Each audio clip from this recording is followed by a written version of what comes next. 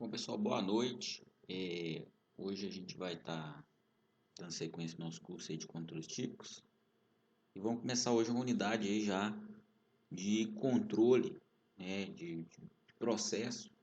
E a primeira variável que a gente vai estudar, né, é o controle de vazão, tá? Bom, para falar de controle de vazão, a primeira coisa, né, é o seguinte: um dos pontos chaves que a gente tem aí para um controle de processo aí automático, né, estável, é o fechamento do balanço de massa, né, dentro do sistema, dentro da sua planta, dentro do seu processo, né?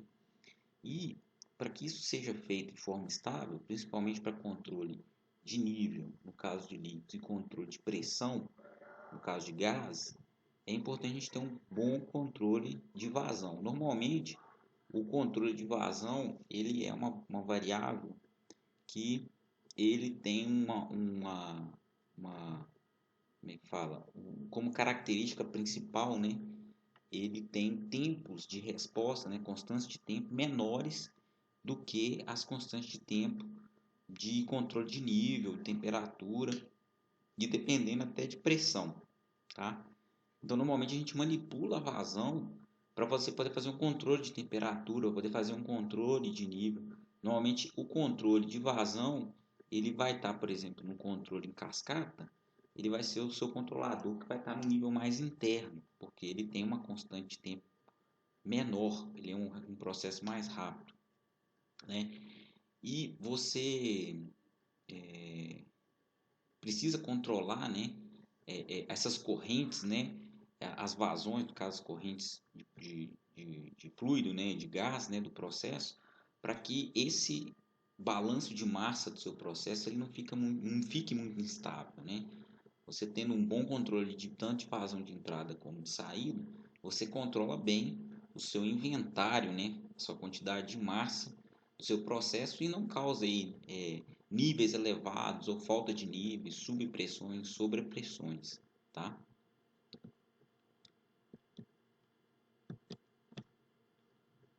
Bom, só que para um controle de vazão funcionar bem, a gente precisa ter muito bem dimensionado o nosso sistema de medição e o nosso elemento final de controle. A gente sabe que a medição de vazão, ela normalmente os instrumentos que a gente tem, ele faz a medição de vazão de forma indireta, né? E como elemento de controle, a gente tem uma válvula, né, que a gente vai ver durante essa unidade, que tem várias características, né, até mesmo devido a característica do escoamento, né, de fluidos, ela vai ser um componente que, se não bem escolhido, vai causar muita não linearidade no nosso sistema, na nossa resposta de controle. Bom, uma outra característica interessante que a gente tem é que o controle de vazão ele é muito ruidoso, né? Então assim a gente tem aí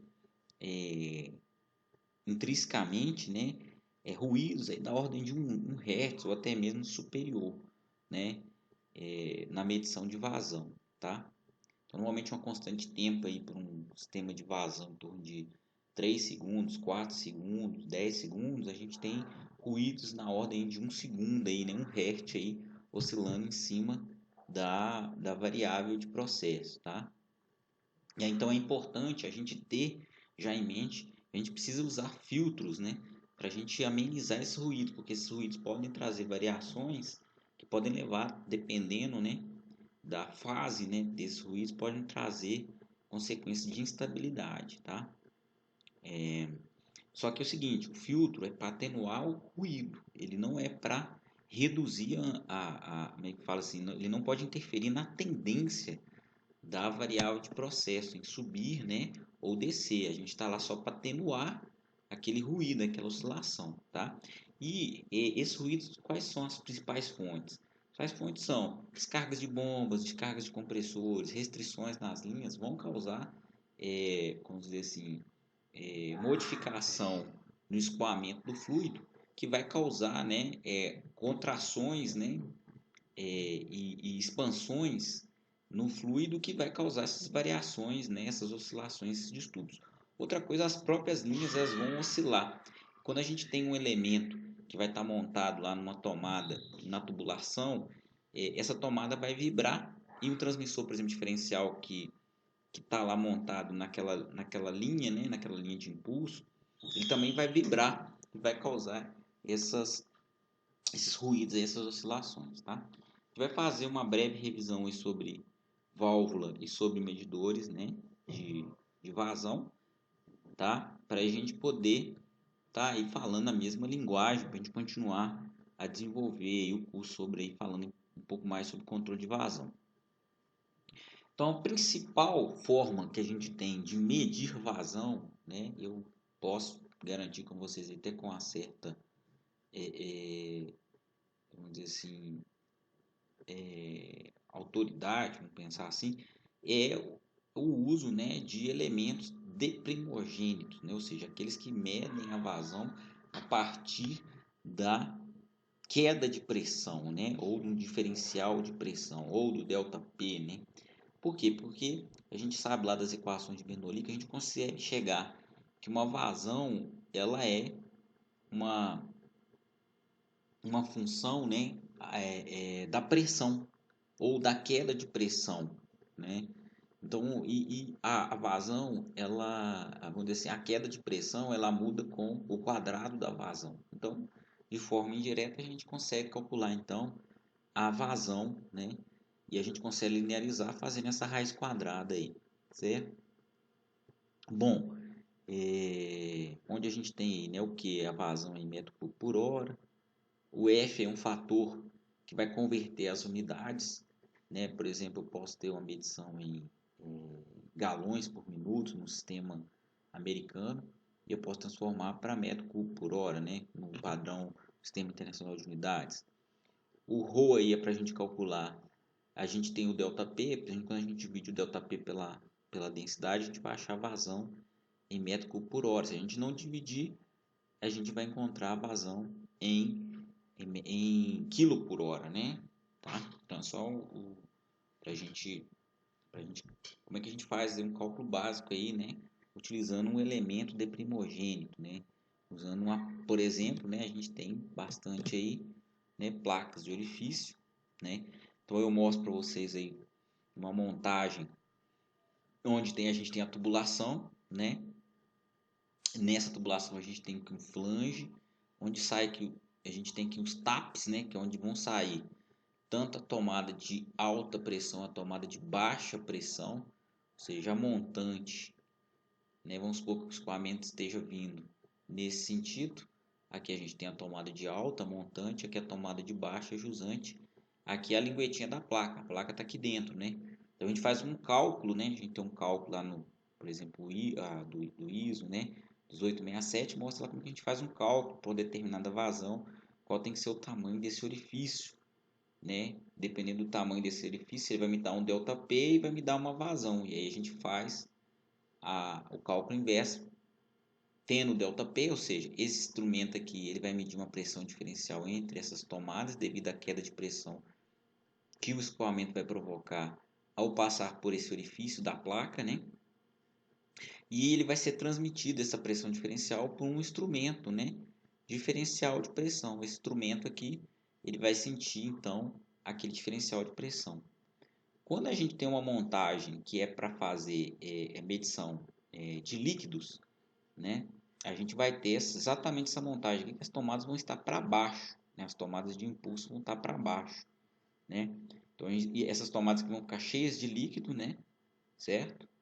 Beleza? A gente não pode ter uma tomada com líquido e a outra sem líquido. Por quê? Porque eu vou medir um peso de coluna aqui e do outro lado eu não vou medir. O que eu estou interessado em medir é a pressão diferencial. Então as duas tomadas têm que estar na mesma altura e preenchidas com o mesmo líquido. Então normalmente o pessoal usa aqui um fluido de selagem, né? Coloca, por exemplo, silicone, coloca glicerina, né? E para garantir que o fluido que está passando aqui dentro aqui não vai, né, contaminar, por exemplo, ou não vai deteriorar a cápsula ou danificar a cápsula ou sensor do instrumento, tá? A gente faz isso, por exemplo, quando é uma linha de vapor, né? Essa tomada também tem que ficar para baixo, por quê? Porque o vapor é água, a água condensa, E a gente não quer que um vapor, por exemplo, que está a 260 graus, ou um vapor que está a 400 graus, por exemplo, um vapor de médio, um vapor de alto, danifique a cápsula do instrumento. Então você sela isso aqui, por exemplo, pode ser com a própria água, né? Com a própria água, pode ser também com serina, tá? Essa aqui é uma montagem, quando a gente joga o instrumento está na parte de cima, tá vendo? É uma instrumentação para medição de gás. Ao contrário dessa aqui, o gás pode estar úmido e pode condensar. Então, a gente não quer que essa condensação vá para o instrumento, né? Cause peso de coluna aqui que interfira na medição.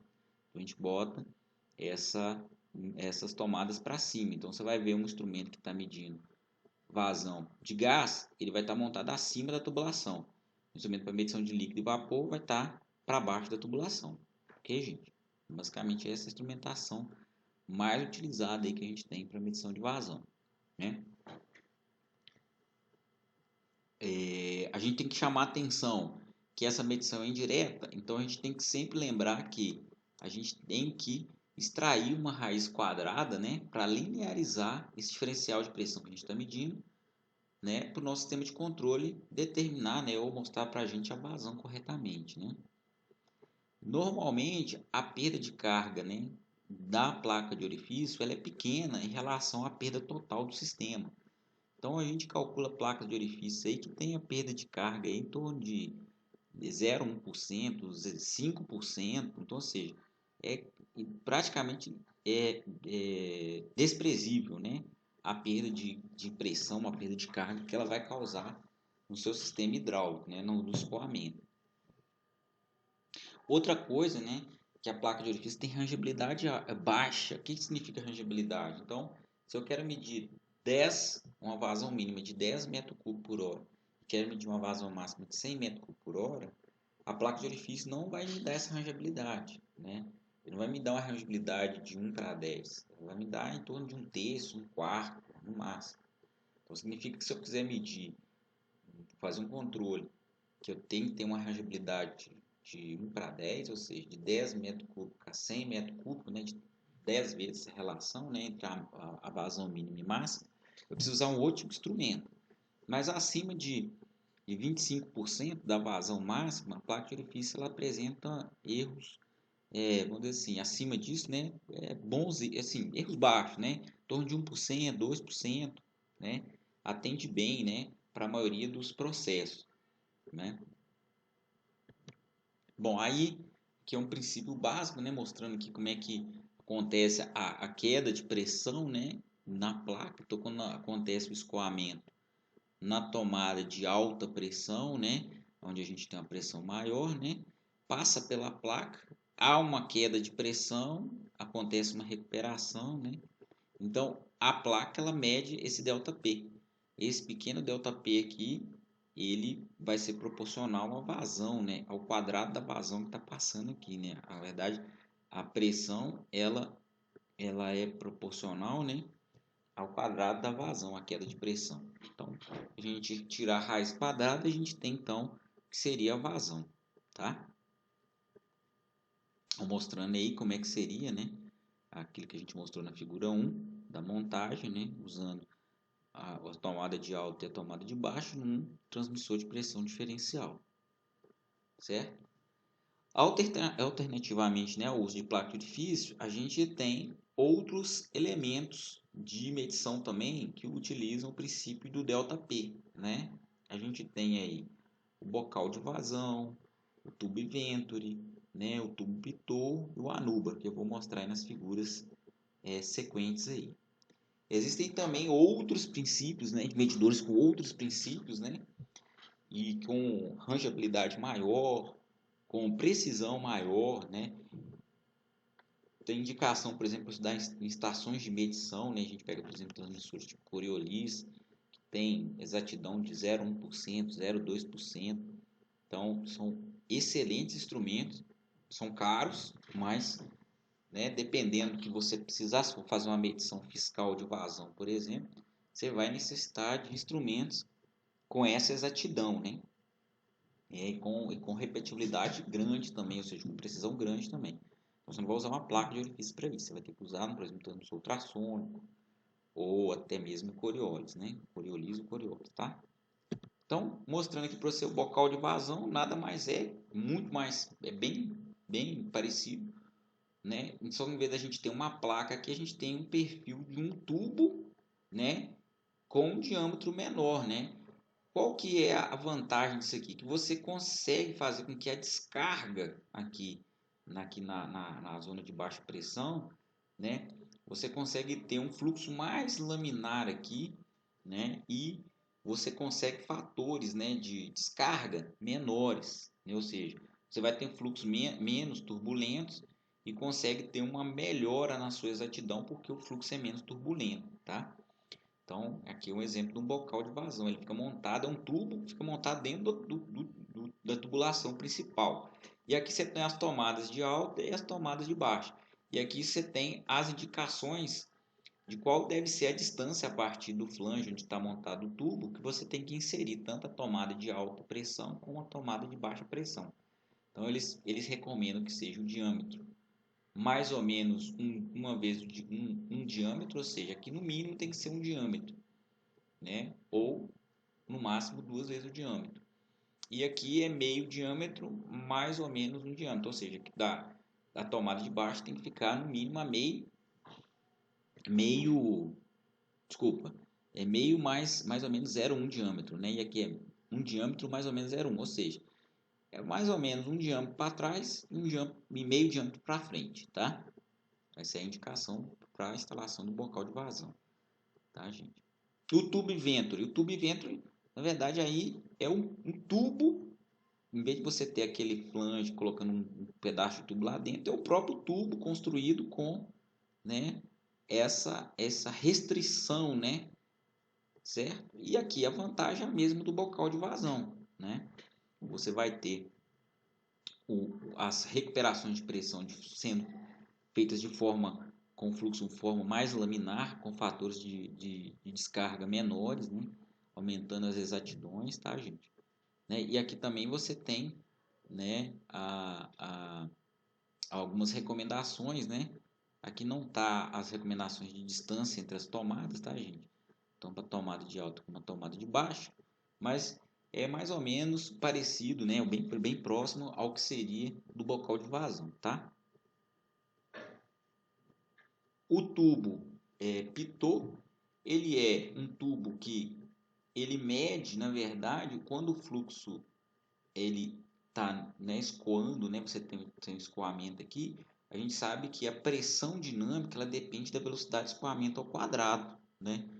Então, o tubo Pitot, ele tem um orifício aqui e aqui tem um sensor de pressão, né? Aí, o que vai acontecer? Eu tenho um furo aqui que como ele está perpendicular à velocidade de escoamento, né, ele não pega a pressão dinâmica, ele só pega a pressão estática da linha. Já esse tubo que está na direção do escoamento, ele mede tanto a pressão estática como a pressão dinâmica. Então aqui a gente tem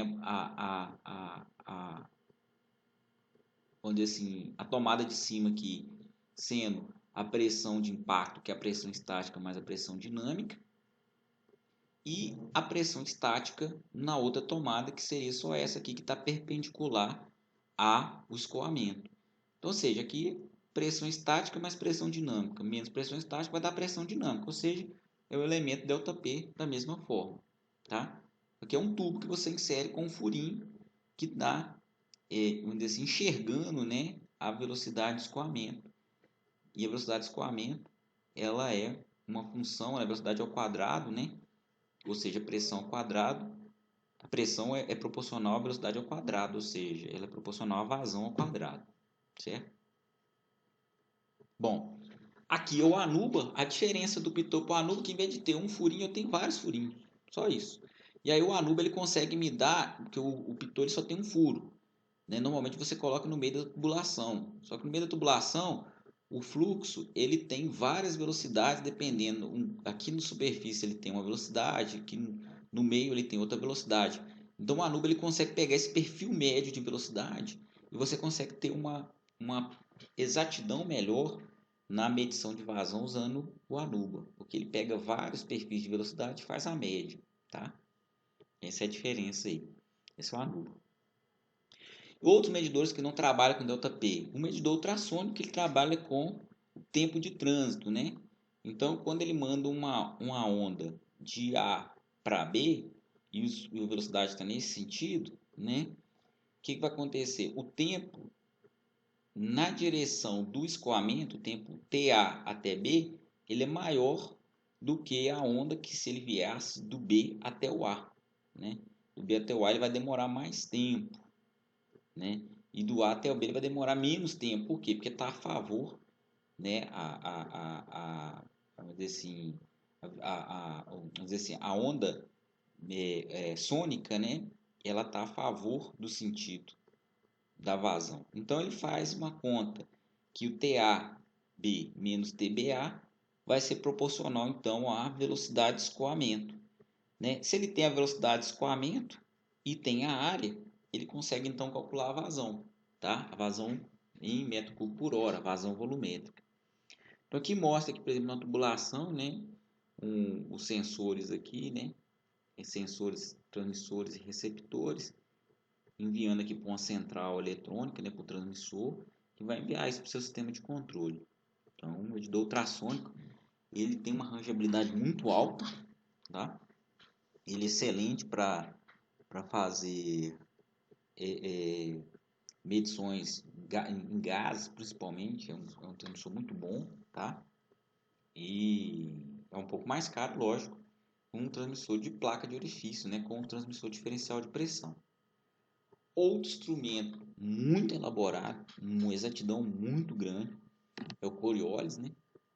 O Coriolis, ele trabalha com o princípio que se a vazão entra pelo lado da tubulação e passa por esses dois tubos aqui, tá vendo?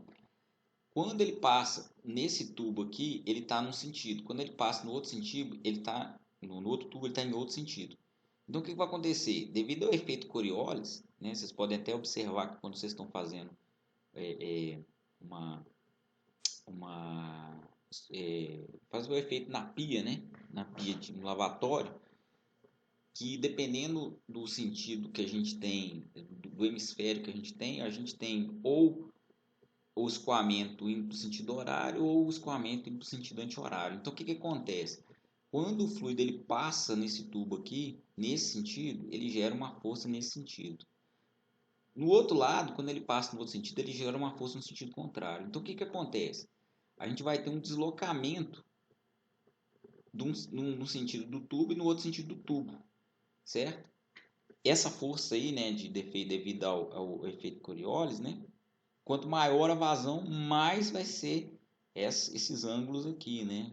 Esse θ2 aqui, esse θ1 aqui, né? Vai ter uma bobina que vai sentir, né, esse aumento desse deslocamento, e então a vazão vai ser em função desse deslocamento, né? E a vazão é em função do peso, né, ou da massa que está passando. Então ele é um instrumento de vazão mássica, tá, gente?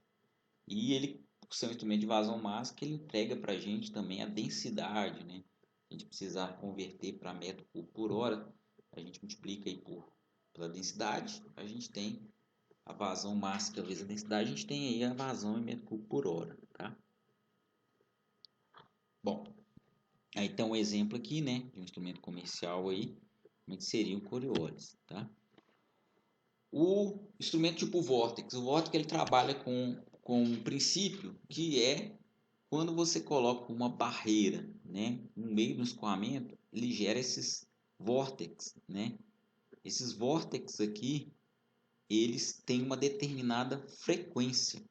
Então, quando a gente coloca um sensor, né, a gente tem um sensor de pressão que vai detectar esses vórtices, ou a frequência desses vórtices, igual está aqui nessa figura embaixo. Quanto maior for a velocidade de escoamento, maior vai ser a frequência desses vórtices. Então, eu consigo calcular a vazão em função da frequência desses vórtices, ok? Então, aqui está um exemplo aqui. Aqui a gente tem aqui dentro aqui o sensor, que é o sensor de pressão, né? Enviando aqui os sinais aqui para que aí você consiga então converter, né, a variação aí da frequência, né, da medição de pressão, né, em velocidade de escoamento, por consequência, né, a velocidade de escoamento vezes a área da tubulação vai te dar a vazão. Okay? O transmissor magnético, ele trabalha com o princípio que quando um fluido ele tem que ter, aí esse fluido, gente, ele tem que ter uma determinada condutividade. Se ele tem uma determinada condutividade, quando ele passa através, a gente tem uma bobina, um campo magnético gerado numa bobina, quando ele passa, né, e esse fluido tem uma determinada condutividade num campo magnético, a gente então tem um efeito, né, de geração de tensão elétrica induzida, né, em função dessa velocidade. Quanto mais rápido esse fluido passa nesse campo, mais a gente induz tensão, né? É o efeito Hall, né, que a gente conhece, né? Então, aí, a partir da velocidade da tensão induzida, você tem que ela é proporcional à velocidade. A velocidade vai ser proporcional, então, à velocidade de escoamento do fluido. Vezes a área, a gente tem, então, novamente a vazão, tá? Pessoal, mais detalhes aí sobre medição de vazão, tem uma referência que eu passei para vocês aí na primeira aula, do Carlos Alberto Dias, né, que fala sobre técnicas avançadas aí de instrumentação, né? Muito bom, tá, gente? Esse livro, tá? Se quiserem adquiri-lo, eu acho que é uma boa bibliografia para vocês terem, tá bom? E aí, a gente quer chamar a atenção o seguinte: a instalação incorreta, né, do instrumento de vazão, ele impacta muito no nossa performance do controle de vazão, tá? Então, se você usar, por exemplo, as tomadas de forma errada, por exemplo, você vai colocar para fazer uma medição de gás e coloca o instrumento com as tomadas para baixo, vai ter condensação, vai afetar a sua pressão diferencial, né? Então, a construção, a montagem, ela tem que ser muito bem feita, tá, gente? Olha, a gente lembrando aí que a gente precisa de filtros, né? Porque a medição de vazão, ela tem ruídos inerentes, né, ao processo. Outra coisa que chama atenção é a rangeabilidade, né? Se a gente quer medir vazões com rangeabilidade grande, por exemplo, 1:10, por exemplo, a medição do ΔP não vai te garantir uma boa exatidão em baixa faixa, né? Uma faixa baixa, né?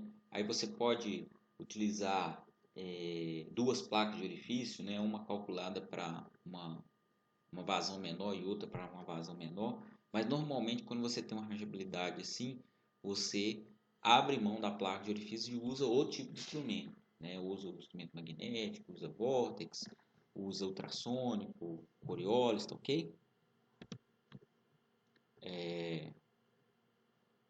Outra coisa também importante, a gente tem que tomar cuidado com os ranges, né? Que a gente vai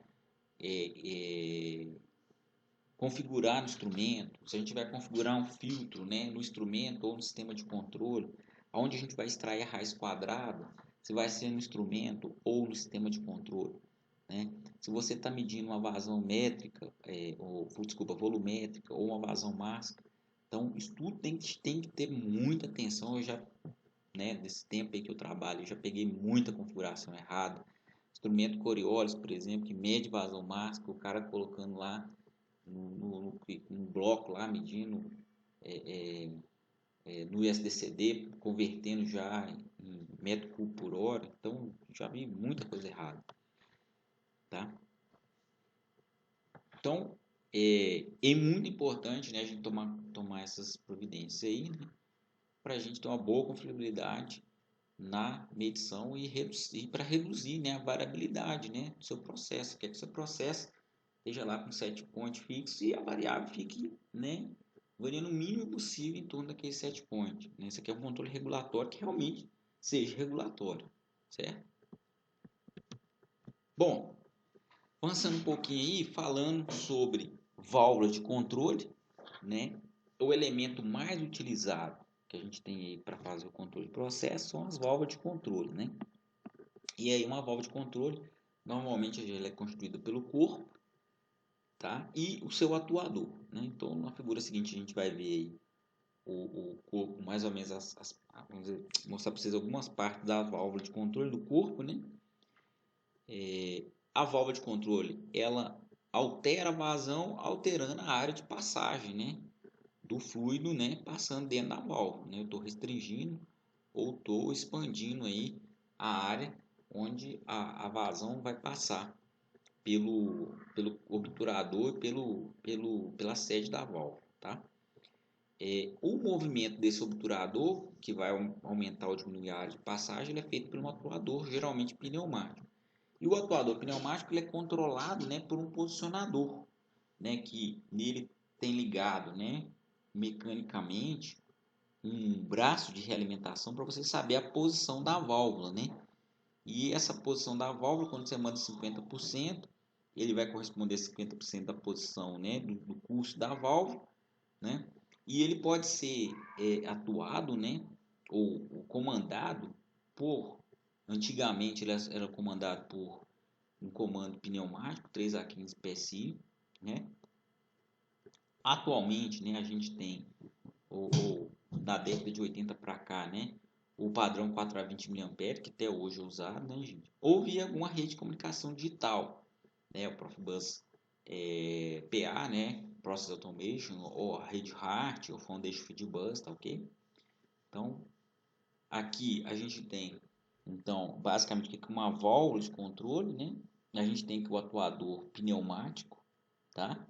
Onde a gente tem aqui dentro aqui um diafragma, né? Com uma mola. A mola, ela sempre vai colocar a válvula na sua posição de segurança, né? Então, nesse caso aqui é uma válvula que eu tenho que colocar ar em cima dela para ela poder fechar, certo? Ou seja, ela vai vencer o ar aqui em cima que vai movimentar, vai encher aqui de ar, movimentar o diafragma e mover a mola para baixo. E o plug vai vir para baixo. Ou seja, é uma válvula que se eu tiro o ar aqui em cima, a mola puxa o plug para cima e a válvula fica aberta, certo? Aqui embaixo aqui é o corpo da válvula, onde a gente tem o castelo dela. Aqui no castelo a gente tem as garchetas com sistemas de vedação, certo? E o corpo da válvula, né? Nesse caso aqui dentro aqui está mostrando aqui o plug e a sede, né? A sede é onde o plug encaixa aqui para fazer a vedação. Quando o plug sobe, o fluido passa por dentro, passa pela sede e vai, né, para a saída da válvula, né? Então é esse aí basicamente. Aqui é onde a gente tem as garchetas, tá, gente? Vocês estão vendo aqui onde tem a garcheta da válvula, onde faz a vedação, ok? A gente conecta, né, o posicionador na haste da válvula para ela poder mostrar para a gente a posição dela. Você dá o comando e ela poder ir para a posição que você deseja, tá? Então aqui está mostrando aqui, por exemplo, o corpo da válvula aqui. Essa válvula aqui é uma válvula que tem dupla sede, né? Ela tem uma sede em cima, uma sede embaixo. Então quando o fluido vem aqui, eu posso ter, quando a haste é movimentada para cima, eu posso ter o fluido passando por cima, passando por baixo e indo para a saída, certo? Aqui a garcheta que vai fazer a vedação para quê? Para esse fluido que está aqui não ir para fora, certo? Não passar por aqui para fora, então a garcheta veda, né? Então basicamente é isso aí que a gente tem no corpo da válvula, né? Aqui o atuador, né? Como eu falei, a gente tem aqui a membrana aqui, né? O diafragma, certo? A mola está apoiada aqui no diafragma. Você joga aqui, a haste movimenta, né? E movimenta por consequência o plug na válvula, né? E diminui ou altera a vazão, aumenta ou diminui a vazão. Aqui o exemplo aqui de atuadores, né? Desculpa, de posicionadores. Aqui é um posicionador. Esse braço que vocês estão vendo aqui nessa figura aqui é onde você conecta, né, o link mecânico com a haste da válvula para você poder saber onde que é o 0 e o 100% dela. Esse aqui é um posicionador pneumático, ou seja, ele recebe o comando de 3A15 PSI e manda na saída uma pressão, por exemplo, amplificada de 0 a 60 PSI, por exemplo, para quê? Para encher o diafragma e movimentar a válvula, certo? Aqui é um posicionador já montado na válvula, por exemplo, essa válvula aqui, ela é uma válvula que tá vendo aqui, ó, o tubing de saída, que o tubo de saída do posicionador está em cima da válvula, então ela é uma válvula que ela é ar para fechar, certo?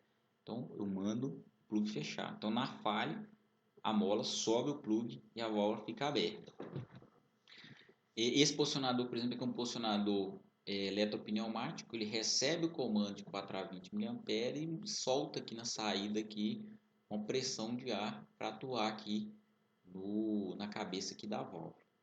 Esse aqui é um outro modelo de posicionador que, em vez de receber o sinal de 4 a 20, vai receber um sinal digital, né? Um comando digital de 0 a 100% e vai sair de 0 a 60 PSI, por exemplo, na saída, para comandar aqui a válvula, né? O atuador, né? E movimentar a haste da válvula, tá? Bom, pessoal, fechando aí, né? A gente sabe que um objetivo da malha de controle, né? Uma malha automática de controle é redução de variabilidade, né? Então, a gente quer que a PV fique mais próxima possível, aí, sem muitas oscilações em torno aí do seu set point, né?